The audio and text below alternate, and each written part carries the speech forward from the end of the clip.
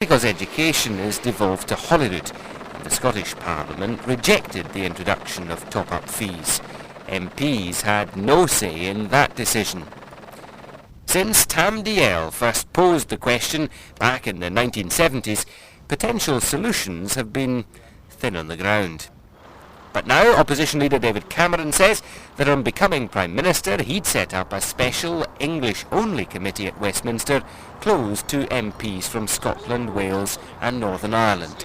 It would deal with all matters relating only to England and apart from exceptional circumstances could not be overruled. Good morning. David Cameron's detractors say he's pandering to Middle England. Labour claim that English votes for English laws would destroy the relationship between the House of Commons and the government and catastrophically undermine the union. Also, it's worth remembering that the Labour Party has 38 MPs representing Scottish constituencies. The Conservatives just have the one. And here he is, the Shadow Secretary of State for Scotland, David Mundell, MP. Let's start with how this is going to work. I mean, how are you going to decide what issues to ban yourself and other Scots MPs from voting on? Well, the issues would really work by certification by the Speaker as to whether a piece of legislation was an English piece of legislation, an English and Welsh piece of legislation, or applied to the whole of the United Kingdom. But it's not as simple as that. It can be. Well, let's take the issue of top-up fees that we mentioned in the piece there. If top-up fees for English universities came before the UK Parliament, would that be an England-only issue? If it related only to English universities, which it did when it previously came before the Parliament, then yes, it would. I think that it's very clear that it would. But it's also clear on that issue that top-up fees for English universities worth, I think, £3,000 had a major knock-on effect in Scotland. There was a clear direct interest for Scottish MPs to get involved, was there not? Well, there is, and that's one of the points that we need to correct just from the piece that's gone before, Glenn.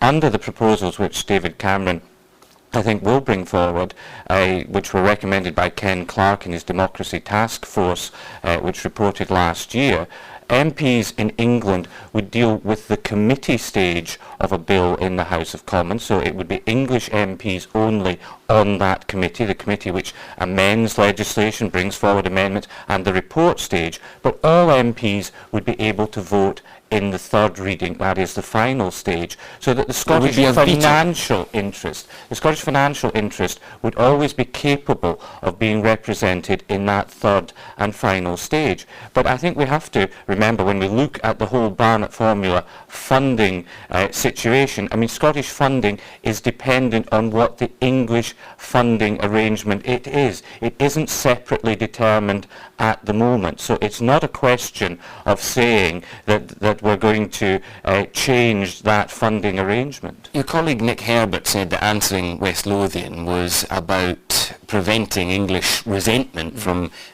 rising. But what makes you think answering it in this way won't allow Scottish resentment to ferment? Well, I think the West Lothian question is actually better characterised as the English question, because it's about the fact that England wasn't really part of the devolved arrangements which have developed over the last decade. But if you take some rights away, from Scottish MPs, why won't that fuel resentment in Scotland? What we've got to do, Glenn, is we've got to look at fairness across the United Kingdom. We've got a devolved settlement for Scotland, which, subject to the Calman Commission, when it recommends, I think people think is a good settlement. We've got a settlement in Wales, which is evolving as in Northern Ireland, but the English question wasn't addressed. And this is actually part of addressing the English question of bringing fairness and equilibrium back into the House of Commons after a devolution. I don't find many people in Scotland don't think that that's fair or just thing to do. Is it now party policy, in a word? It's party policy to resolve the West Lothian question, and this is an attractive way of doing it, which I think deals with the key issue, but without destabilising the House of Commons or the United Kingdom. Okay, you seem to be resolving another constitutional question in that the support for an an independence referendum from the Conservatives is not beyond the bounds of possibility. In what circumstances would you allow that to take place? Well, I think it's not on our agenda. We've made that very clear. What David Cameron has said is if there is a majority of members of the Scottish Parliament vote to have a referendum, we will respect that decision. We won't get involved in this legal and constitutional niceties of whether the Scottish Parliament can or can't have a referendum. We'll accept that decision, but we will campaign for the Union and for Scotland to retain its presence in the United Kingdom. But given that the SNP administration at Holyrood is going to bring to the Parliament a bill proposing a referendum, how will Conservative MSPs vote on that? Conservative MSPs don't support the bill that's being brought forward by Alex Salmond. That bill will only pass if the Liberal Democrats support it. I think the Labour position has been firmed up by Ian Gray, and I welcome that. Annabel Goldie and my colleagues in the Scottish Parliament are very clear they don't support Alex Salmond's bill. So you're not going to help him get his bill? We're not going to help him. We're not going to help him get the referendum because we don't support him having that referendum. Okay. The talk in this interview is about addressing unfairness, perceived unfairness within the Union. Would a Conservative government then look again at the proposed cuts to the Scottish budget over the next couple of years if you were in a position to do so? Well, I think it's inevitable as we head into these difficult financial times when there is going to have to be restraint in spending, that there is going to have to be restraint in spending in Scotland. And you know, I think it's unrealistic to pretend otherwise. It's a sort of fiction that Alex Salmond and the SNP promulgate, the fact that somehow Scotland could be exempt from the financial difficulties and the constraints that the rest of the United Kingdom will have to face. Very clear. David Mundell, thanks very much indeed for coming in. Now, the name of Peter Manuel still sends shudders up the spines of Scots of a certain age.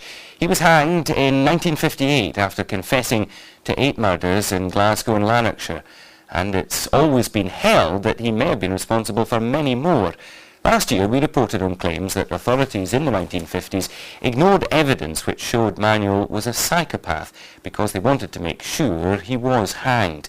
A BBC Scotland investigation has now obtained important new evidence about the case, including a remarkable recording of the man widely regarded as Scotland's first serial killer. David Miller reports. Peter Thomas Anthony Manuel. They said he